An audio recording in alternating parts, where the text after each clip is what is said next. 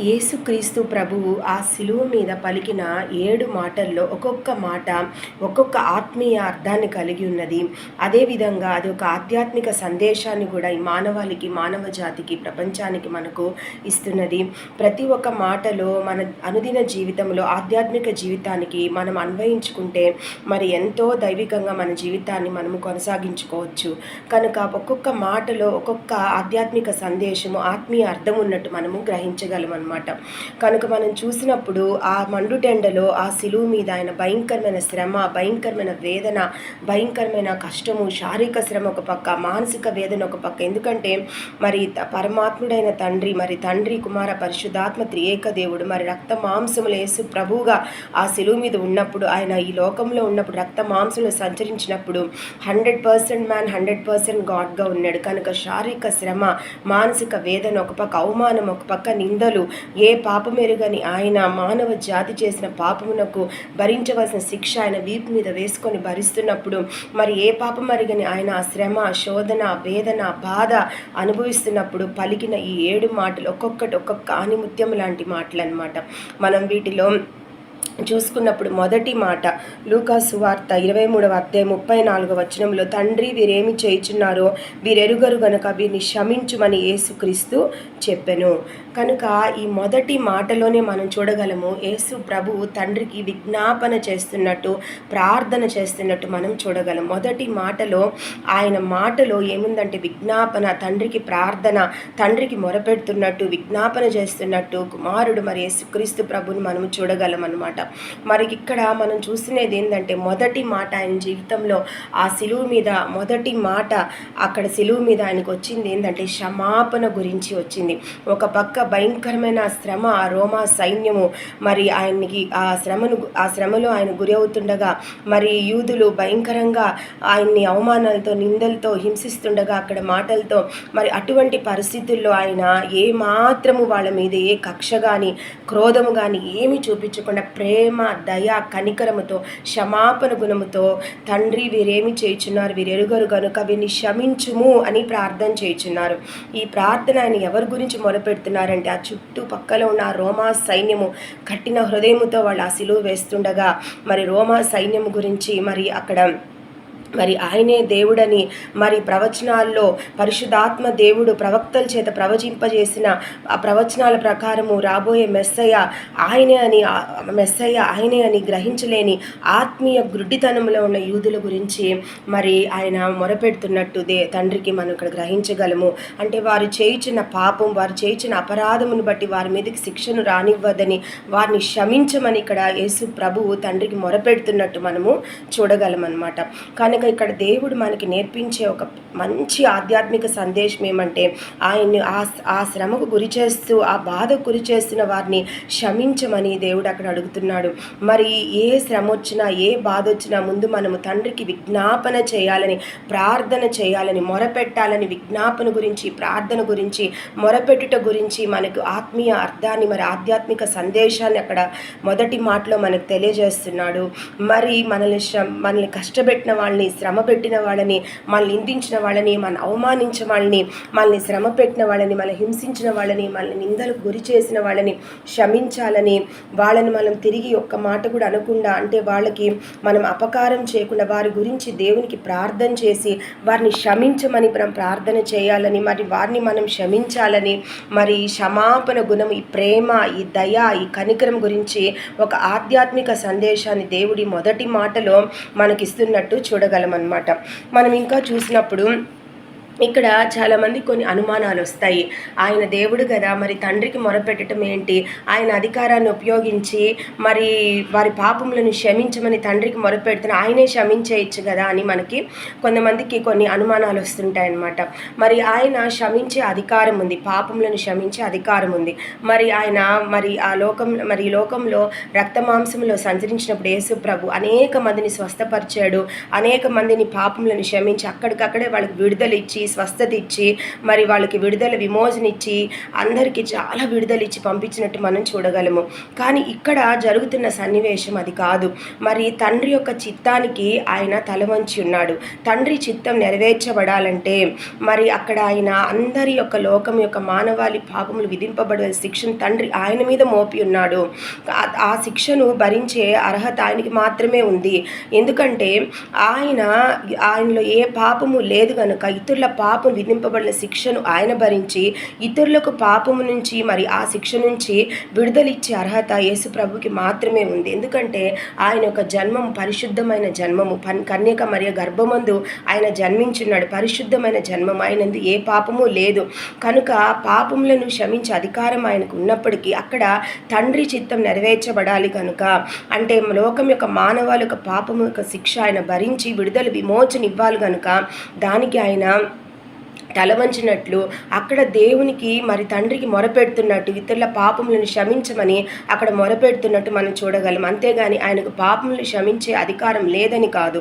ఒకసారి మనం మత్తయి 9వ అధ్యాయం 1 నుంచి 6 వచనంలో చూసినప్పుడు ఒక పక్షవాయు గలవాన్ని ఆయన దగ్గర తీసుకొని వచ్చినప్పుడు ఆయన యేసు ప్రభు విధంగా మాట్లాడతాడు, కుమారుడా ధైర్యముగా ఉండము, నీ పాపములు క్షమింపబడి ఉన్నవని పక్షవాయు గలవానితో చెప్పాను. అక్కడున్న శాస్త్రులందరూ ఏమంటారంటే ఈయన దేవదూషణ చేస్తున్నాడు, మరి ఈయనకి ఏమి అధికారం ఉంది పాపములను క్షమించమని అన్నప్పుడు యేసుప్రభు అంటున్నాడు, పాపములను క్షమించుటకు భూమి మీద మనుష్య కుమారునికి అధికారం కలదని మీరు తెలుసుకొనవలనని చెప్పాను. కనుక అక్కడ ఆయన ఒక అధికారాన్ని అక్కడ వాడుతున్నాడు అనమాట. పాపములను అక్కడికక్కడే ఆ పక్షవాయు గలవాని యొక్క పాపములు అక్కడక్కడే క్షమించేశాడు, అక్కడ అధికారాన్ని వాడాడు. కానీ ఇక్కడ మాత్రము మరి ఆయన ఎందుకు తల వంచినాడంటే మరి తండ్రి యొక్క చిత్తాన్ని నెరవేర్చడానికి ఆయన తల వంచినట్టు మనం ఇక్కడ చూడగలం అన్నమాట. ఇంకా మనము కొన్ని లేఖనాలు కూడా ఇక్కడ నెరవేర్చబడినట్టు మనం చూడగలము. ఒకసారి యెషయా గ్రంథము 53వ అధ్యాయము 7వ వచనములో అతడు దౌర్జన్యము నొందెను, బాధింపబడినను అతడు నోరు తెరవలేదు, వదకు తేబడు గొర్రె పిల్లయు బొచ్చు కత్తిరించు వాని ఎదుట గొర్రెయు మౌనముగా ఉన్నట్లు అతడు నోరు తెరవలేదు. కనుక ఎప్పుడో ఇక్కడ యెషయా ప్రవక్త ద్వారా పరిశుద్ధాత్మ దేవుడు ప్రవచింపజేసినట్టు మనం చూడగలము. మరి ఈ ప్రవచనాలు మరి లేఖనాల్లో ఏవైతే ప్రవచనాలు ప్రవక్తలు ప్రవచించారో పరిశుద్ధాత్మ నడిపింపు ద్వారా ఆ లేఖనాలన్నీ నెరవేర్చబడాలి. కనుక ఇక్కడ వధింపబడుటకు సిద్ధంగా ఉన్న గొర్రె పిల్ల వలె తాను తగ్గించుకొని ఆ శిలువ మీద ఉన్నాడు. కానీ తన అధికారమును అక్కడ ఆయన ఉపయోగించడం లేదు. తండ్రి యొక్క చిత్తానికి ఆయన తల వంచాడు. తండ్రి యొక్క చిత్తం నెరవేర్చబడాలని ఆయన అక్కడ కొనసాగుతున్నట్టు మౌనంగా ఉన్నట్టు మనము చూడగలం. అంతేగాని అధికారాన్ని అక్కడ ఉపయోగించలేక కాదనమాట. ఇంకా మనం చూసుకున్నప్పుడు యోహాను 9వ అధ్యాయం 10-11 వచనం పిలాతు ఈ విధంగా మాట్లాడుతున్నాడు, నిన్ను విడుదల చేయుటకు నాకు అధికారం కలదనియు నిన్ను సిలువ వేయుటకు నాకు అధికారం కలదని వెరుగవా అని ఆయనతో అనేను. కాబట్టి ఇక్కడ యేసయ్యని పిలాతు మరి ఆ సమాజ మందిరంలో అక్కడంతా మరి ఆ రోజుల్లో ఇంకా దేవునికి తీర్పు ఆ సిలువ వేయక ముందు రోజు మరి తీర్పుకి తీసుకొని పోయినప్పుడు సమావేశానికి పిలాతు అక్కడ అడుగుతున్నాడు అనమాట, నేను సిలువ వేయడానికి నాకు అధికారము, నేను విడిపించడానికి నాకు అధికారం ఉంది, నేను నాకు అన్ని విధాలుగా అధికారం ఉంది కదా అని అన్నప్పుడు యేసు ప్రభు అంటున్నాడు, ఇక్కడ పైనుండి నీకు ఇవ్వబడి ఉంటేనే తప్ప నా మీద నీకు ఏ అధికారమును ఉండదు అంటున్నాడంటే.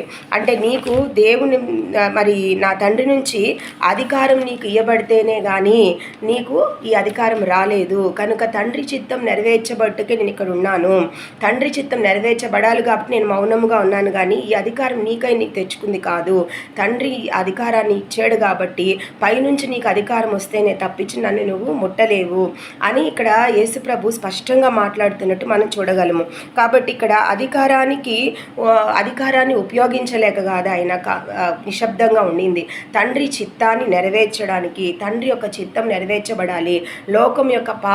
లోకంలోని మానవాళి యొక్క పాపం విధింపబడాల్సిన శిక్ష అక్కడ యేసు ప్రభు మీద తండ్రి మోపినట్టు మనం చూడగలం అన్నమాట.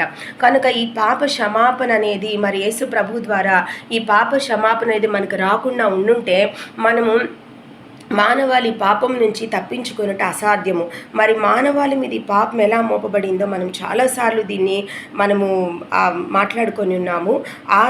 ఆదాము చేసిన ఆజ్ఞ అతిక్రమం వల్ల ఈ పాపం అనేది మానవాళిలోకి ప్రవేశించినప్పుడు మరి ఆ పాపము నుంచి విముక్తి పొందడానికి పూర్వములో ఎంతోమంది పశువులను, ఎడ్లను వాటిని బలిచ్చి వాటి రక్తాన్ని చిందించి పాప ప్రాయశ్చిత్తం పొందేవాళ్ళు. కానీ మాటికి వారి పాపములు మళ్ళీ జ్ఞాపకం వస్తూ ఉండేవన్నమాట.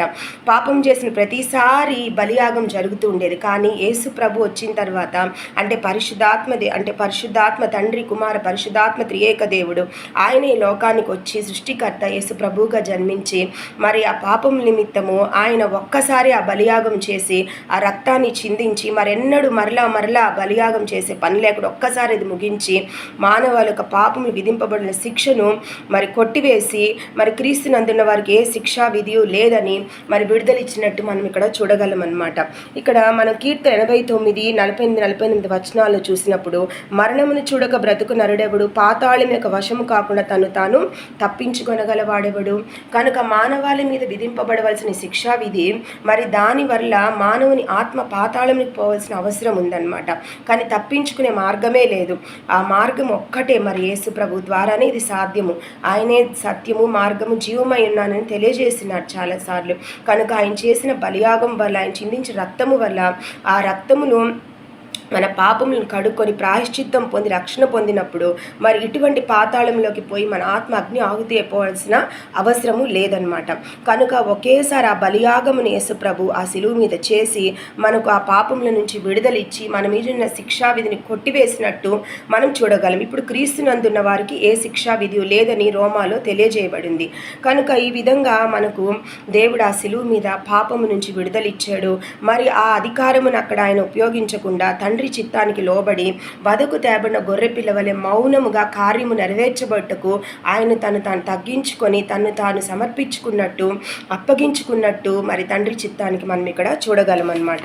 ఇంకా మనం చూసినప్పుడు యెషయా 53:5 మన అతిక్రమ క్రియలను బట్టి అతడు గాయపరచబడెను, మన దోషములను బట్టి నలగొట్టబడెను, మన పాపములు విధింపవలసిన శిక్షను తండ్రి చిత్త ప్రకారం ఆయన విధింపబడెను. కనుక తండ్రికి ఇది ఇష్టమైన కార్యం అనమాట. ఎందుకంటే మరి లోకంలోని మానవాళికి పాపపు శిక్ష నుంచి మానవాళిని తప్పించడానికి ఆయన సొంత కుమారుణ్ణి ఆయన అనుగ్రహించాడు. ఎందుకంటే ఆయన యొక్క జన్మము చాలా పరిశుద్ధమైంది. కన్యక మరియ గర్భమందు పరిశుద్ధాత్మ శక్తి చేత యేసు ప్రభువుగా తండ్రి జన్మించాడనమాట. కనుక ఆయనలో ఎటువంటి పాపం అనేది లేదు. మరి ఒకసారి మరి యేసు ప్రభువు రక్తమాంసములో సంచరిస్తున్నప్పుడు మరి యేసు ప్రభువుగా ఉన్నప్పుడు చాలామంది యూదులు వచ్చి ఆయన్ను శోధిస్తుంటారు. ప్రతిదానికి శాస్త్రులు, పరిసెలు అనేక ప్రశ్నలతో ఆయన విసిగిస్తుంటారు. అలాంటి పరిస్థితుల్లో ఆయన చక్కగా మంచి దైవిక జ్ఞానంతో వాళ్ళకి సమాధానం ఇచ్చినట్టు యోహాను 8:46 ఆయన యూదుల్ని ఇలా ప్రశ్నిస్తున్నాడు, నా యందు పాపమున్నది మీలో ఎవడు స్థాపించును? కనుక ఈ మాట అడిగే దమ్ము ఎవరికి ఉంది? ఎందుకంటే ఆయన జన్మములు ఎటువంటి పాపము లేదు. మరి రక్తమాంసములు ఆయన సంచరించినప్పుడు కూడా ఎటువంటి పాపపు క్రియ ఆయన చేయలేదు. 100% మ్యాన్, 100% గాడ్గా ఉన్నాడు. కనుక మరి ఎటువంటి శోధన మానవులుగా మనకు ఎటువంటి శోధనలు, ఎటువంటి వేదనలు మనకు వస్తున్నాయో ఆయన వాటిని అనుభవించినట్టు మనం చూడగలము. అవన్నీ ఆయన అనుభవించాడు, మరి వాటన్ని జయించాడు. ఆ శోధనలన్నిటి జయించి బయటపడ్డాడనమాట. ఎందుకంటే ఆయన పరిశుద్ధుడు. కనుక ఆ ప్రతి ఒక్క పాపమును, ప్రతి ఒక్క శోధనను, వేదనను, శ్రమను అన్నిటినీ ఆయన జయించినట్టు మనం చూడగలం. ఒకసారి హెబ్రీలకు రాసిన పత్రిక 2వ అధ్యాయము 14-18 చూస్తే, కాబట్టి ఆ పిల్లలు రక్తమాంసములు గలవారైనందున ఆ ప్రకారమే మరణం యొక్క బలము గలవాన్ని అనగా అపవాదిని మరణము ద్వారా నశింపజేయుటకును, జీవిత కాలమందు మరణ భయము చేత దాస్యమునకు లోబడిన వారిని విడిపించుటకును ఆయన కూడా రక్త మాంసముల్లో పాలివాడాయను. కనుక మనలాంటి బలహీనులను అపవాది నుంచి, దాని చెర నుంచి, దాని పాతాళపు అగ్నిలో మన ఆత్మ నశించిపోకూడదని మనం బలహీనము కనుక ఆయన రక్త మాంసంలో పాలివాడాయను. అలాగే మనం 17వ వచనంలో చూసుకున్నప్పుడు మరి 16లో చూసుకున్నప్పుడు, ఏలయనగా ఆయన ఎంత మాత్రం దేవదూతల స్వభావమును ధరించుకొనక అబ్రహాము సంతాన స్వభావమును ధరించుకొని ఉన్నాడు. కావున ప్రజల పాపములకు పరిహారం కలుగుచేటుకే దేవుని సంబంధమైన కార్యముల కనికరం నమ్మకమును గల ప్రధాన యాజకుడు నిమిత్తం అన్ని విషయములు ఆయన తన సహోదరుల వంటి వాడు కావలసి వచ్చెను. రక్త మాంసములో పాలివాడాయను, సహోదరులు వంటి వాడు కావలసి వచ్చుననమాట. కనుక మన కొరకు ఐశ్వర్యవంతుడైన దేవుడు మరి ఆ పరలోకమును ఆయన యొక్క భోగభాగ్యాలను సమస్తమును విడిచిపెట్టి ఒక సామాన్య మానవుడిగా జన్మించి మన కొరకు ఆ పాపము నుంచి విడుదల ఇవ్వాలని మరి రక్త మాంసల పాలివాడాయను. మన వంటి సహోదరుడుగా ఆయన అంటే 100% మ్యాన్గా ఉన్నాడు, 100% గాడ్గా ఉన్నాడు. కనుక మనకి విడుదల ఇచ్చినట్టు మనం ఇక్కడ చూడగలము. మరి ఆయనలో ఏ పాపము లేదు కనుక ఇతరుల పాపములకు విధింపబడవలసిన శిక్షను మరి విడుదల ఇవ్వడానికి ఆయనకి మాత్రమే అర్హత ఉన్నట్లు కూడా మనం చూడగలము. ఆయన ద్వారానే మనకు రక్షణ కూడా లభిస్తుంది. మరి పాతాళం నుంచి మన ఆత్మ ఆ పాతాళంలో మన ఆత్మ నశించిపోకుండా దాని నుంచి రక్షింపబడి నిత్య జీవంలోకి ప్రవేశించడానికి యేసు ప్రభు మాత్రమే సత్యము, మార్గము, జీవమై ఉన్నట్లు ఆయన ద్వారా మాత్రమే రక్షణానందం మనం పొందగలిగినట్లు మనం ఈ వాక్యానుసారముగా చూడగలము. కనుక ఇక్కడ మనం ఈ క్షమాపణ అనే మాటను మనము ముందుగా ఇక్కడ నేర్చుకుంటున్నాం అన్నమాట. క్షమాపణ ఇక్కడ మనము ఈ మొదటి మాటలో ఆయన చూపించేది ఏంటంటే ఆధ్యాత్మిక సందేశము, విజ్ఞాపన, ప్రార్థన, తండ్రికి మొరపెట్టుట ఒక శ్రమ వచ్చినప్పుడు, తర్వాత మనల్ని శ్రమ పెట్టిన వాళ్ళని క్షమించడం. క్షమించాలి అవతల వాళ్ళని అంటే మనలో ఏముండాలి? దయ ఉండాలి, ప్రేమ ఉండాలి, కనికరం ఉండాలి. దయ, ప్రేమ, కనికరం లేకపోతే మనలో క్రోధము, కక్ష, కుట్ర, క్షమించలేని గుణము, కఠినత్వం ఉన్నప్పుడు ఇతరులను మనము క్షమించలేము. మనల్ని కష్టపెట్టిన వాళ్ళని, మనకు అపకారం చేసిన వాళ్ళని అస్సలుకి మనం క్షమించలేము. ఆ దేవుని యేసు ప్రభు యొక్క దయ, ఆ ప్రేమ, ఆ కనికరం మనలో ఉంటేనే మనము క్షమించగలం. లేకపోతే క్షమించడం చాలా కష్టం అన్నమాట. ఇంకా మనం చూసుకున్నప్పుడు యేసయ్య ఏది కూడా ఆయన చేయకుండా ఏది కూడా మనల్ని చేయమన్నట్టు ఎక్కడ మనం చూడలేదన్నమాట. ముందు తను చేసిన తర్వాతనే మనల్ని చేయమన్నట్టు, మనల్ని ఆ విధంగా బ్రతకమన్నట్టు మనం చూడగలం. ఒకసారి మత్తయి 5:43 నుంచి 48 వరకు చూసినప్పుడు 43 చదువుతాను. నీ పొరుగువాని ప్రేమించి నీ శత్రువుని ద్వేషించమని చెప్పబడిన మాట మీరు విన్నారు కదా. నేను మీతో చెప్పున్నదేమనగా మీరు పరలోకమందున్న మీ తండ్రి కుమారులై ఉండునట్లు మీ శత్రువులను ప్రేమించుడి, మిమ్మల్ని హింసించు వారి కొరకు ప్రార్థన చేయుడి. కనుక దేవుడు ఇక్కడ ఈ మొదటి మాటలో మనకు చక్కటి ఆధ్యాత్మిక సందేశాన్ని మనకి ఇస్తున్నట్టు, నేర్పుతున్నట్టు మనం చూడగలము. మనల్ని కష్టపెట్టిన వాళ్ళని, మనల్ని శ్రమ పెట్టిన వాళ్ళని, మనల్ని వేదనకు గురి చేసిన వాళ్ళని, మనకు అపకారం చేసిన వాళ్ళని క్షమించమని ఇక్కడ దేవుడు చెప్తున్నాడు అనమాట. కనుక ఆయన చెప్పింది ఏది కూడా మరి మనల్ని చేయమని చెప్పింది ఏది కూడా ఆయన చేయకుండా మనల్ని చేయమని ఎప్పుడు చెప్పలేదు. కనుక అక్కడ శిష్యులకు బోధించింది ఇక్కడ ఆచరణలో పెడుతున్నట్టు, మరి ప్రాక్టికల్గా అక్కడ ఆ సిలువ మీద ఆయన చూపిస్తున్నట్టు మనం చూడగలం అన్నమాట. ప్రాక్టికల్గా చేస్తున్నాడు. అక్కడ క్షమించమని శిష్యులకు బోధించాడు శత్రువులని. ఇక్కడ కష్టపెడుతున్న శత్రువులని ఆయన క్షమిస్తున్నట్టు, మనసారా క్షమించినట్టు చూడగలం. ఆ వేదనలో, ఆ భయంకరమైన శ్రమలో, ఆ మండలిలో, భయంకరమైన కష్టములో ఉన్నప్పుడు యేసు ప్రభువు అక్కడ వాళ్ళ క్షమాపణ గురించి ఆలోచిస్తున్నాడు, వాళ్ళ మేలు గురించి ఆలోచిస్తున్నాడు, వాళ్ళు బాగుండాలని ఆలోచిస్తున్నాడు. తండ్రి ఉగ్రతకు వాళ్ళు గురైపోకూడదు, వాళ్ళు చేసిన పాపమునకు శిక్ష వాళ్ళ మీద విధింపబడకూడదు, దాని గురించి ఆలోచిస్తున్నాడు. కానీ ఆయన సొంత ప్రయోజనం అక్కడ ఆలోచించడం లేదు. కనుక మనం చూసుకున్నప్పుడు ఇక్కడ 1 యోహాను 4:10 చూసినప్పుడు దేవుడు ప్రేమస్వరూపి, ప్రేమ లేనివాడు దేవుణ్ణి ఎరుగడు. కాబట్టి యేసు ప్రభువులో ఉన్న గొప్ప స్వభావం ఏంటంటే ఆయన ప్రేమ స్వరూపి, ఆయన ప్రేమ కలిగి ఉన్నాడనమాట. ఆయన ఎంత ప్రేమ ఉందంటే ఆయనలో ఇతరులను అంటే శత్రువులను, ఆయన్ని కష్టపెట్టిన వాళ్ళని ఆ సిలువ మీద ఆయన క్షమిస్తున్నాడు. వాళ్ళని శిక్షించడంలా, వాళ్ళని తిట్టడం లేదు, దూషణలాడటం లేదు, తండ్రికి వాళ్ళని శపించమని ప్రార్థన చేయడం లేదు, కానీ క్షమించమని చెప్తున్నాడు. ఎందుకంటే ఆయనలో ప్రేమ ఉంది, ఆయనలో దయ ఉంది, ఆయనలో కరుణ ఉంది, ఆయనలో కనికరం ఉంది. మరి ఆయన బిడలుగా మనకేం నేర్పిస్తున్నాడంటే మనము విశ్వాసులుగా దేవుని ధరించుకొని ఉన్నాము, క్రీస్తుని ధరించి ఉన్నాము కనుక, ఆధ్యాత్మికంగా ఆయనలో మనం జీవిస్తున్నాము కనుక మనం కూడా అటువంటి క్షమాపణ గుణము, ఆ ప్రేమ, దయ, కనికరం కలిగి ఉండాలని దేవుడు మనతో చెప్తున్నాడు అనమాట. ఒకసారి మనం 1 కొరింథీయులు 13:13 చూసినప్పుడు, కాగా విశ్వాసం, నిరీక్షణ, ప్రేమ వీటిలో శ్రేష్టమైనది ప్రేమయే.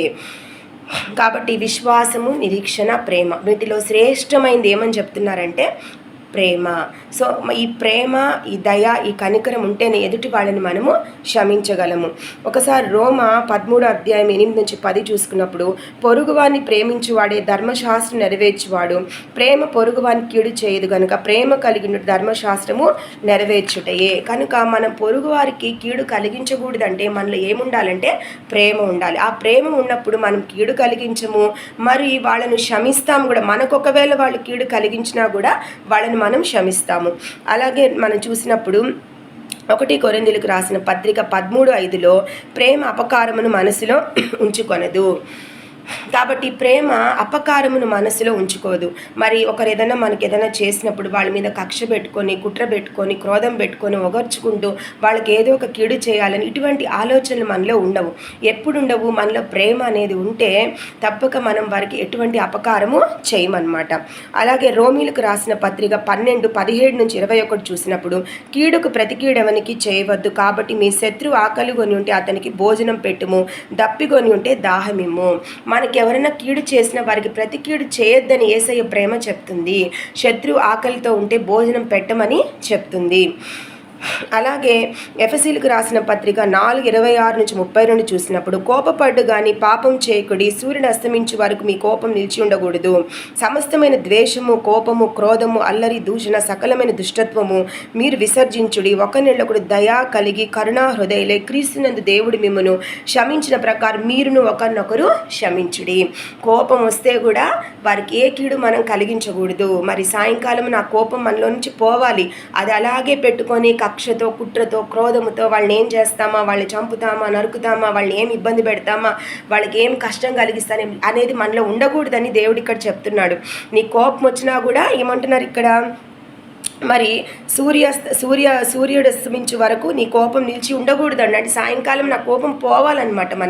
మన కడుపులో అలాగే పెట్టుకొని కక్షతో, కుట్రతో, క్రోధంతో మనము ఇతరుల పట్ల ఉండకూడదు. సమస్త ద్వేషము, క్రోధము, కక్ష, కఠినత్వం మనలో ఉండకూడదు. యేసయ్య మనల్ని క్షమించాడు.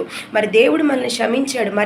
మరి ఆయన ఎంత ప్రేమించుంటే మనల్ని తన అద్వితీయ కుమారుని లోకమునకు పంపించాడు.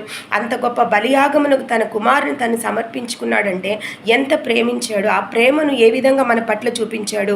మన పాపములను క్షమించాడు, మన అతిక్రమలను క్షమించాడు, మనకు విధింపబడవలసిన శిక్షను ఆయన భరించాడు, మన మీద శిక్షావిధిని కొట్టివేశాడు.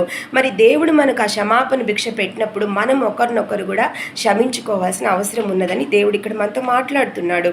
మనం దేవుడు ఎలా క్షమించాడో, ఆయన కృపను మన పట్ల ఎలా కనపరిచాడో, ఆయన ఏ విధంగా మనల్ని కనికరించాడో, ఏ విధంగా దయదలిచాడో మనం కూడా ఆ విధంగా దయదల్చవలసిన అవసరం ఉంది మన పొరుగు వారిని ఇక్కడ దేవుడు మనల్ని ఉద్దేశించి మాట్లాడుతున్నాడు అనమాట. కొలసీలు రాసిన పత్రిక 3:13-14 ఎవడైనా తనకు హాని చేసినని ఒకరినొక అనుకునేలా ఒకరినొకడు సహించుచు ఒకరినొకడు క్షమించుడి, ప్రభు మిమ్మును క్షమించులాగున మీరును క్షమించుడి. వీటన్నిటిపైన పరిపూర్ణతకు అనుబంధమైన ప్రేమను ధరించుకొనుడి. కనుక మనము ప్రేమతో ఒకరి పట్ల ఒకరు ఉంటేనే ఈ క్షమాపణ గుణం అనేది మనలో వస్తుంది, ఈ దయ అనేది మనలో వస్తుంది. దానివల్ల మనం ఒకరినొకరం కూడా క్షమించుకోగలము. దీనికి ఒక చిన్న ఉపమానం కూడా దేవుడు చెప్పున్నాడు. యేసు ప్రభు ఈ విధంగా చెప్పున్నారనమాట.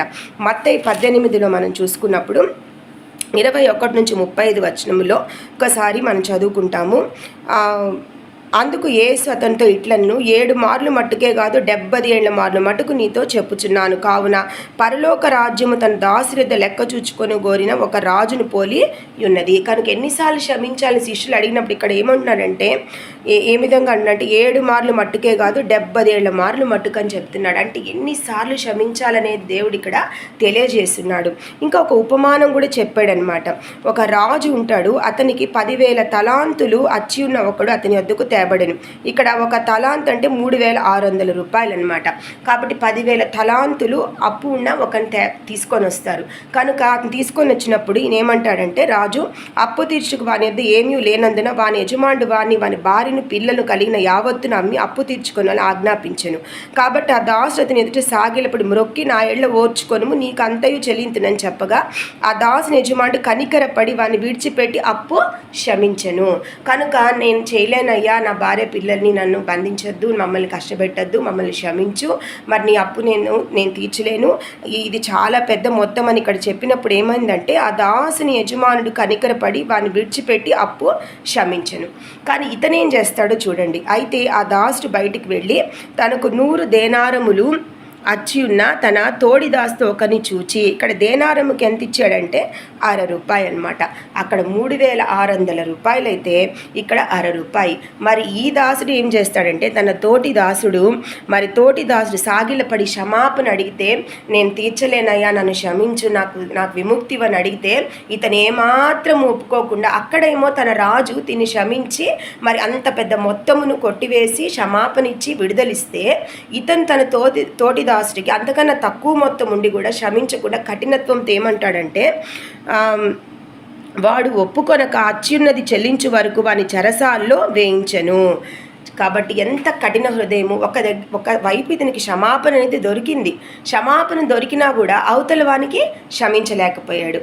కాబట్టి ఇది రాజు దగ్గరికి ఈ వార్త చేరుతుంది. అప్పుడు ఏమంటాడంటే, నేను నిన్ను కర్ణించిన ప్రకారం నీవు నీ తోడిదాసుని కర్ణింపవలసి ఉండను కదా అని వారితో చెప్పాను. అందుచేత వాని యజమానుడు కోపపడి తనకు ఎచ్చి ఉన్నదంతా చెల్లించు వరకు బాధపరచు వారిని అప్పగించెను. మీలో ప్రతివాడిని తన సహోదరుని హృదయపూర్వకముగా క్షమింపనెడల నా పరలోక తండ్రియు ఆ ప్రకారమే మీ ఎడల చేయునెను. కనుక ఇక్కడ ఏమంటున్నాడంటే, నేను నిన్ను క్షమించిన ప్రకారం నీవు కూడా ఒకరినొకరు క్షమించుకోవాలి. మీరు క్షమించకపోతే నేను కూడా మిమ్మల్ని క్షమించను. అంటే మనము మన పొరుగు వాళ్ళని మనం క్షమించినప్పుడు మనకు కూడా ఆ క్షమాపణ అనేది దేవుడి నుండి దొరకదని ఇక్కడ యేసు ప్రభు ఖచ్చితంగా ఉపమానం ద్వారా తెలియజేస్తున్నాడు అనమాట. కనుక మనం దీన్ని బట్టి క్షమించడం అనేది ఎంత ముఖ్యమో అర్థమవుతుంది. కాబట్టి క్షమించడం అనేది జరగాలంటే ఇది చిన్న విషయం కాదు. ఒక శత్రువుని మనం క్షమించాలంటే మనం కష్టపెట్టి హింసపెట్టి భయంకరంగా కష్టపెట్టిన వాళ్ళని క్షమించాలంటే చిన్న విషయం కాదు. యేసు క్రీస్తు యొక్క ప్రేమ వారిలో ఉంటేనే ఇతరులు చేసిన ఆ కీడుని క్షమించి వాళ్ళని పెద్ద మనసు చేసుకుని వదిలేయగలము. మరి యేసుక్రీస్తు యొక్క ప్రేమ దయ అనేది హృదయంలో లేకపోతే క్షమించే మనసు అనేది మనకు రాదనమాట. ఇంకా మనం చూసినప్పుడు మత్తయి సువార్త 5:7 కనికరము గలవారు ధనులు, వారు కనికరము పొందుదురు. మనము కనికరము గలవారు ధనులు. ఒకరిని కనికరిస్తేనే దేవుని యొక్క కనికరమును మనము పొందుతామని ఇక్కడ స్పష్టంగా రాయబడి ఉందన్నమాట. ఒకసారి మనము ఇంకా చూసినప్పుడు కొన్ని లూకా సువార్త 8:1 చూసినప్పుడు వ్యభిచారంలో పట్టబడిన ఒక స్త్రీని యేసుప్రభు దగ్గర తీసుకొని వచ్చి మరి ధర్మశాస్త్ర ప్రకారం వ్యభిచారంలో పట్టబడిన రాళ్ళు వేసుకొట్టి చంపాలని అందరు రాళ్ళు విసురుతుండగా యేసుప్రభు అడుగుతాడనమాట, మీలో పాపము లేనివాడు మొట్టమొదట ఆమె మీద రాయి వేయవచ్చని వారితో చెప్పాను. మీలో ఎవరికి పాపము లేదో మీలో వారు మొట్టమొదటి రాయి ఏంటంటే, ఇక్కడ చిన్నవాళ్ళు పెద్దవాళ్ళు ముసలి వాళ్ళు అందరూ ఆ రాయిల్ని అక్కడ వదిలేసి తిరిగి వెళ్ళిపోతారంటే ప్రతి ఒక్కరిలో పాపం అనేది ఉంది. అందుకే దావీదు మహారాజు అంటారు కీర్తన 51:5 నేను పాపములో పుట్టినవాడను, పాపములోనే నా తల్లి నన్ను గర్భమున ధరించెను. రోమా 3:23 ఏ భేదమును లేదు, అందరూ పాపము చేసి దేవుడు అనుగ్రహించు మహిమను పొందలేక పోవుచున్నారు. కనుక ఇక్కడ ఎవ్వరము కూడా నీతిమంతునము కాదు. ఈ లోకంలో అందరము మన జన్మంలోనే పాపం ఉంది, మనం పాపంలోనే జన్మించము. ఎందుకంటే ఆజ్ఞ అతిక్రమం వల్ల ఆదాము వల్ల మానవాళ్ళకు ఆ పాపం అనేది ప్రవేశించింది. ప్రతి ఒక్కరిలో పాపం అనేది ఉంది. ఆజ్ఞ అతిక్రమే పాపం. మనం ఒక అబద్ధం చెప్పినా అది పాపం కిందే వస్తుంది, ఎవరికైనా కీడు కలిగించినా పాపం కిందే వస్తుంది. కనుక ఎవ్వరం నీతిమంతులం కాదు. ఈ మాట అడిగినప్పుడు అందరు రాళ్ళు కింద పడేసి వెళ్ళిపోతారనమాట. ఎందుకంటే ప్రతి ఒక్కరిలో ఏదో ఒక పాపం అనేది ఉన్నది. కనుక ఎవ్వరము నీతిమంతులం కాదు. కాబట్టి ఎదుటి వారు చేసిన తప్పిదమును క్షమించే గొప్ప మనసు మనం కలిగి ఉండాలి. యేసు ప్రభుకి ఆ మనసుగా లేకుండా ఉంటే మన పాపములను క్షమించడానికి మనకు విధింపబడవలసిన శిక్షను భరించాలని ఆయనకి ఏం అవసరం ఉంది? సిలువ మీద అంత శ్రమ ఆయన ఎందుకు పడాలి? ప్రేమించాడు కాబట్టే, ఆయనకు మన మీద దయ ఉంది కాబట్టే, కనికరం ఉంది కాబట్టే, మనల్ని క్షమించాడు కాబట్టే ఆ సిలువ మీద ఆయన బలియాగమునకు ఆయన సమర్పించుకున్నాడు. ఒకసారి చూసినప్పుడు మత్తయి 5:44-48 నేను మీతో చెప్పినదేమనగా, మీరు పరలోకమందున్న మీ తండ్రి కుమారులై ఉన్నట్లు మీ శత్రువులను ప్రేమించుడి, మిమ్మల్ని హింసించు వారి కొరకు ప్రార్థన చేయుడి, మీ పరలోకపు తండ్రి పరిపూర్ణుడు కనుక మీరు పరిపూర్ణుగా ఉండుడి. కాబట్టి ఇక్కడ మనతో స్పష్టంగా ఏం చెప్తున్నాడంటే ఒకరినొకరు క్షమించుకోమని చెప్తున్నాడు యేసయ్య మనతో. అలాగే లూకా 6:36, 37, 38లో చూసినప్పుడు, కాబట్టి మీ తండ్రి కనికరము గలవాడై ఉన్నట్లు మీరు కనికరము గలవాడై యుండుడి. అలాగే మార్కు 11:25-26, మీరు ఒకని మీద విరోధమేమైనా కలిగినడలా మీరు నిలబడి ప్రార్థన చేయనప్పుడు ఎల్లను వాని క్షమించుడి, అప్పుడు పరలోకమందున్న మీ తండ్రి మీ పాపములను క్షమించును. అలాగే లూకా 17:3-4 చూసినప్పుడు, నీ సహోదరుడు తప్పిదము చేసినడలా అతన్ని గద్దించుము, అతడు మారు మనసు పొందినడలా అతన్ని క్షమించుము, అతడు ఒక దినమున 7 మార్లు నీ ఎడల తప్పిదము చేసి 7 మార్లు నీ వైపు తిరిగి మారు మనసు పొందితినని అన్నడలా అతన్ని క్షమింపవలెను. కనుక ఇక్కడ ఈ మొదటి మాటలో సిలువ మీద యేసు ప్రభు మనకు నేర్పుతున్న గొప్ప ఆధ్యాత్మిక సందేశము, ఆత్మీయ అర్థము కలిగింది. ఏంటంటే మనము క్షమించాలి, మన శత్రువులను మనం క్షమించాలి. మనల్ని ఎవరైనా క్షమించమని అడిగినప్పుడు కనికరము చూపించి క్షమించాలి. మరి ఆ క్షమించాలంటే మనలో ఏముండాలంటే దయ, ప్రేమ ఉండాలి. క్రీస్తుని ఎప్పుడైతే మనం ధరించుకుంటామో ఆయన హృదయములో ఏ విధంగా దయ, ప్రేమ, కనికరం ఉండి మన పట్ల ఆ కృపను కనపరిచి మనకు భయంకరమైన ఆ పాపము విధింపబడాల్సిన శిక్ష నుంచి మనకు విడుదలిచ్చి నిత్య జీవంలోకి ప్రవేశించడానికి మనకు తరుణాన్ని ఇచ్చాడో ఆ విధంగా మనము కూడా ఇతరులను క్షమించాలి. మనం ఇతరులను క్షమించకుండా కఠిన హృదయం కలిగి ఉంటే మనకు క్షమాపణ అనేది ఉండదు. పరలోక ప్రార్థనలో కూడా ఉంటుంది కదా, మా రుణస్థులు మేము క్షమించు ప్రకారం అపరాధములను క్షమించుము. కనుక ప్రతి దగ్గర ఈ క్షమాపణ అనేది ఉంది. కనుక మనకు దేవుడు ఈ మొదటి మాటలో నేర్పించింది ఏంటంటే, మరి మనం దేవునికి తండ్రికి విజ్ఞాపన చేయడము, మొరపెట్టడము, ప్రార్థన చేయడము, తరువాత క్షమాపణ కలిగి ఉండడము, ప్రేమ కలిగి ఉండడము, కనికరము కలిగి ఉండడము, దయ కలిగి ఉండడం అనేది దేవుడు మనకి ఇక్కడ నేర్పుతున్నాడు. ఒకరినొక పట్ల ఒకరు ప్రేమ, దయ, కనికరం కలిగి ఉండాలి. ఒకరినొకరు క్షమించుకోవాలి. క్షమించుకోవడం వల్ల మనకు మానసికంగా కూడా మనం ఆరోగ్యంగా ఉంటాము, శారీరకంగా ఆరోగ్యంగా ఉంటాము, మానవ బంధాలు బలపడతాయి, ఒకరినొకరం గౌరవించుకుంటాము, మరి ఒకరినొకరితో ప్రేమగా ఉండగలుగుతాము. చింత, వేదన అనేది ఉండదు, ఆరోగ్యాలు కూడా బాగుంటాయి. ఇప్పుడు మా డాక్టర్స్ కూడా ఏం చెప్తున్నారు, మరి మనసు నెమ్మదిగా ఉంచుకోవాలి. నెమ్మదిగా ఉంచుకోకుండా కక్ష, కుట్ర, క్రోధము, మరి కఠినత్వంతో మనం పగతో, కలహంతో రేగిపోతున్నప్పుడు మన శరీర అవయవాలు కూడా దెబ్బతినే ఆస్కారం ఉంది. మనశ్శాంతి కోల్పోతాం, దాన్నే డిప్రెషన్ అంటాం, మెంటల్ స్ట్రెయిన్ అంటాము, మానసికంగా నలిగిపోతాము. కనుక మనల్ని ఎవరన్నా ఏమన్నా కష్టపెట్టుంటే తండ్రికి మరి దేవునికి అప్పగించేసి యేసు నామములో ప్రార్థన చేసి వాళ్ళని క్షమించమని మనం ప్రార్థన చేసి మన హృదయంలో ఉన్న కలహమును, కక్షను తీసివేసి మనం మరి తండ్రికి అప్పగించేసి వాళ్ళని క్షమించి వేయాలని మనం అర్థం చేసుకోగలం ఈ మొదటి మాటలో. మరి ఈ మొదటి మాట, తండ్రి వీరేమి చేయుచున్నారు వీరెరుగరు కనుక వీరిని క్షమించుము అనే మాట ఆధ్యాత్మిక సందేశాన్ని, మరి ప్రేమ, క్షమాపణ, కనికరము, తండ్రికి ప్రార్థన చేయడము, విజ్ఞాపన చేయడము, ఒక శ్రమ వచ్చినప్పుడు ఆయన్ని ఆశ్రయించడం అనే ఈ మంచి ఆధ్యాత్మిక సందేశాన్ని మనకు ఇస్తున్నట్టు మనము గ్రహించగలము.